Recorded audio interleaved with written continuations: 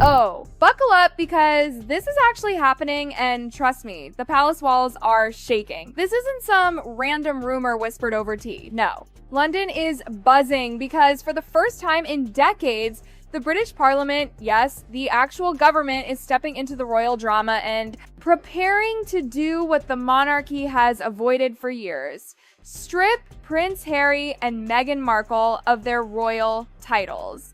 Let that sink in. This isn't gossip. This isn't speculation. This is the government stepping onto the royal chessboard.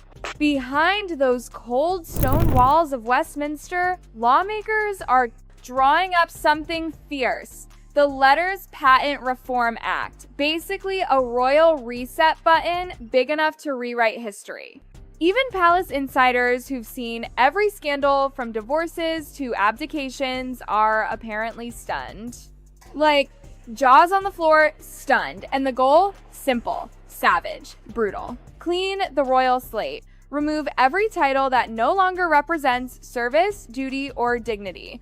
And yes, that puts Harry and Meghan right in the firing line. For years, these two have flipped royal fame into Netflix documentaries, book deals, podcast dramas, and endless interviews dragging the palace through global headlines. Sure, they said they wanted privacy, but baby, nothing about their careers has been private. Still, the monarchy stayed quiet. The palace tried to keep calm. Carry on, ignore the noise. But Parliament? Oh, Parliament has hit its limit. One insider even leaked the coldest line ever. If you mock the crown, you don't get to profit from it. And suddenly, this isn't family drama anymore. This is a constitutional earthquake. Because when the government steps in to fix what the monarchy won't, something inside the institution has finally cracked. So how in the world did we get here? To understand the explosion of today, we've got to drag ourselves back more than a century to 1917. Picture it. King George V, in full royal authority mode, creates a legal document called the Letters Patent. This thing defined exactly who gets to be called prince, princess, duke, duchess, all those fancy titles that turn regular people into royal celebrities. Fast forward 100 plus years, and that same dusty document is now being pulled out, rewritten, and sharpened into a modern day sword. Because Parliament wants titles to mean something again, not just something you're born with, but something you earn through loyalty and service. Imagine this. The very rule that allowed Archie and Lilibet to be called prince and princess could now be rewritten to take those titles away. History repeats itself, doesn't it? Back in 1936, King Edward VIII gave up his throne for love. A moment so dramatic, it turned the monarchy upside down and became the infamous abdication crisis. And now, nearly a century later, another crisis is boiling. Not about love this time, about loyalty. Because the British establishment is officially done playing nice. Royalty. It can't just be a brand anymore. It has to be responsibility. This is why Parliament's new bill is a big deal. If this passes, it will become one of the most dramatic constitutional shakeups since a king literally walked away from the crown. Parliament would gain the power to remove titles from any royal who misuses them. The crown, that untouchable symbol for generations, suddenly becomes very touchable. But here's where things get even messier. While Parliament is sharpening its knives, palace insiders whisper that this whole storm, it's not just politics. It's personal. And guess who's standing right at the center? Prince William. For months, William has watched quietly and painfully as Harry transformed their family name into global entertainment. From the Oprah interview to Netflix confessionals to the memoir that aired every private detail William swallowed each blow in, silence. Publicly calm, privately furious. People close to him say he's done. Over it, completely finished with what he reportedly calls the Sussex Circus. And according to royal aides, William believes something very firmly. As long as Harry and Meghan keep their titles, the monarchy can never truly move forward. When King Charles hesitated, torn, emotional, conflicted, William didn't wait. He started building alliances, quiet chats with senior courtiers, conversations with lawmakers, subtle nudges in the right political places. Because William isn't loud, he isn't messy, he doesn't do public fights. He strategizes. Almost invisibly, he became the architect behind a movement strong enough to cut Harry and Meghan off from the crown entirely. And honestly, people inside the palace now whisper that this shift, this firm, almost cold resolve, is the moment William began stepping into the role of a future king. Meanwhile, inside Buckingham Palace, the atmosphere is thick, heavy, cold. You can almost hear the silence echoing down the gold hallways. King Charles sits caught between two identities, a king who must protect the crown, a father who still loves his son, and that fight is tearing him apart. His advisors are practically begging him, "Your Majesty, you must act before Parliament does it for you." But every time Charles tries to speak, he hesitates not because of duty, but because of fear.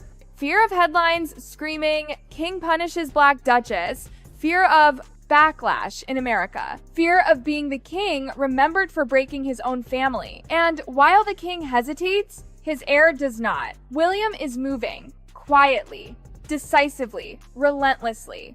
His patience has snapped. To him, silence equals weakness. And weakness is how empires crumble. And the shadow he's casting is starting to overshadow the king himself. Across the ocean, meanwhile, lies an entirely different battlefield, the peaceful, sunny luxury of Montecito, Meghan Markle's world. Her empire, her identity as the Duchess of Sussex. A title she's woven into every business venture, every contract, every whisper of brand identity. And now, that title is on the chopping block. When news broke from London, Meghan's team reportedly scrambled into emergency mode. PR teams, lawyers, strategists. Meetings that went on past midnight. Because if the titles go, so does the golden thread that ties her brand to royalty, her name, her leverage, her prestige, her power.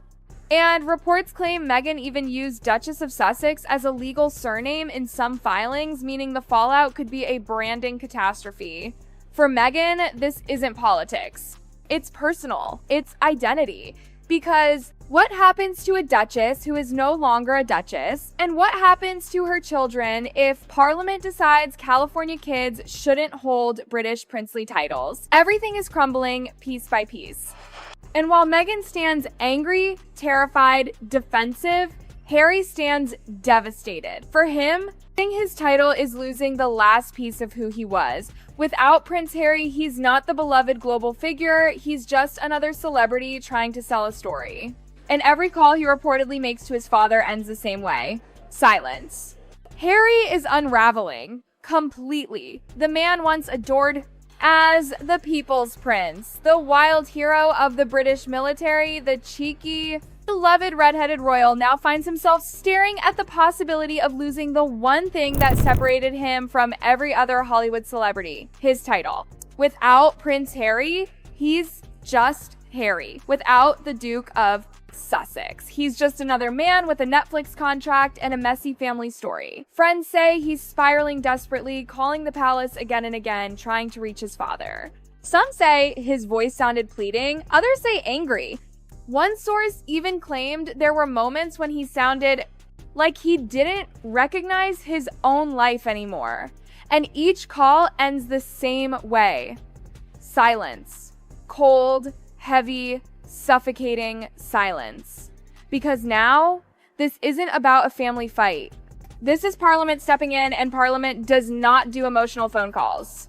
Harry knows it. He feels the ground slipping under him. He feels the weight of every interview, every documentary, every confession that turned the crown into a global spectacle. And the betrayal he feels toward William, that part cuts him deeper than anything else.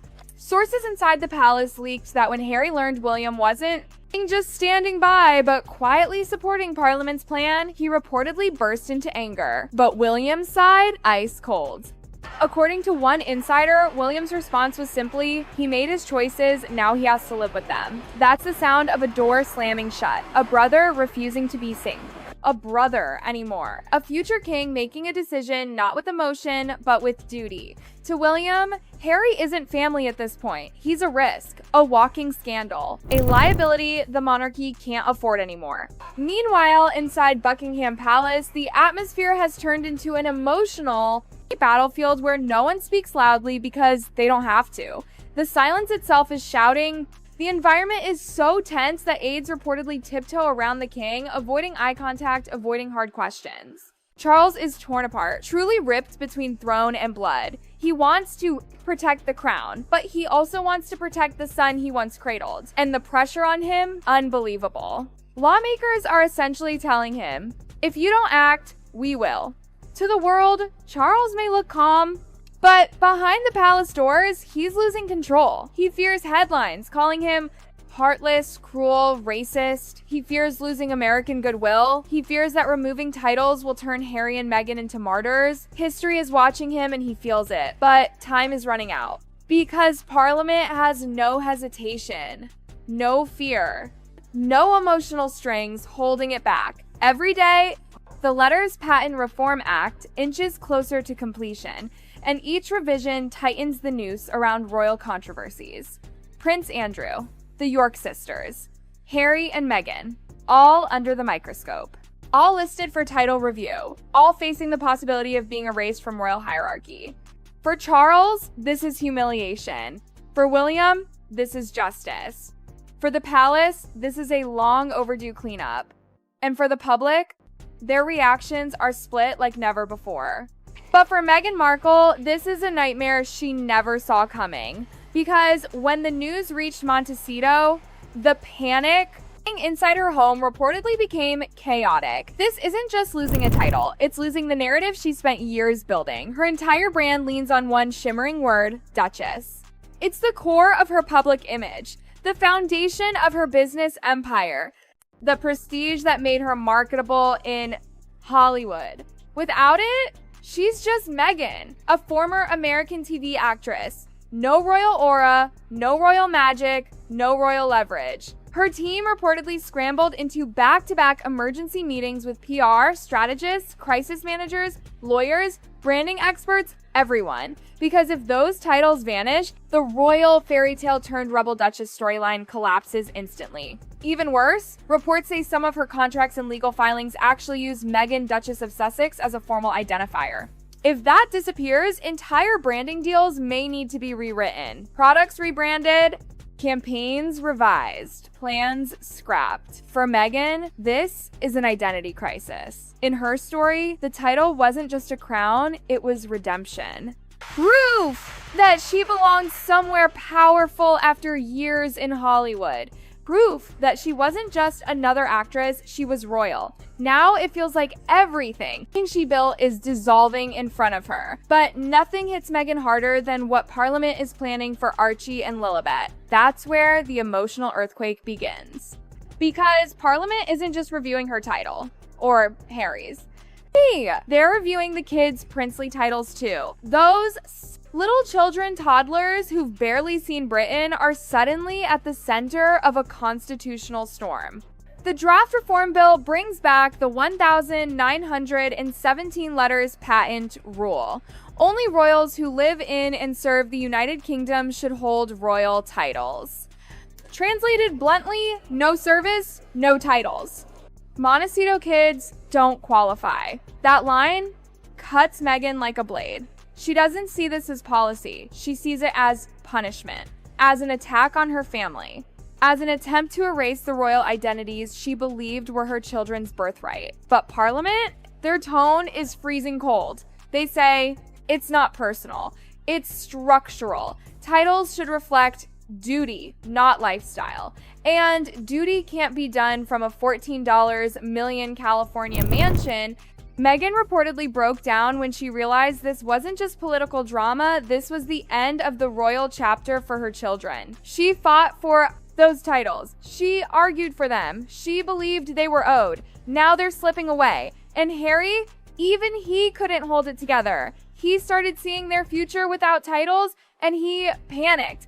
Because without royal titles, without the global fascination tied to Prince Harry, their entire public value changes. Their speaking tours, book deals, brand value, everything rests on their royal identity. He feels it disappearing, and he doesn't know who he is without it. Meanwhile, the palace grows quieter, colder, more distant, because inside those walls, there is no more debate. No arguments, no pleading, no emotional appeals. The decision is no longer in the king's hands. It has already left the palace and is now sitting firmly in parliaments. And that's something even the king cannot stop. Lawmakers call it a constitutional spring cleaning, but inside Buckingham Palace, it feels like an execution, slow, silent, and inevitable. As dawn approaches Westminster, something becomes painfully clear. This is no longer a scandal, no longer a feud, no longer a family fight. This is history being rewritten. And Harry and Meghan, they're the first to feel the blade.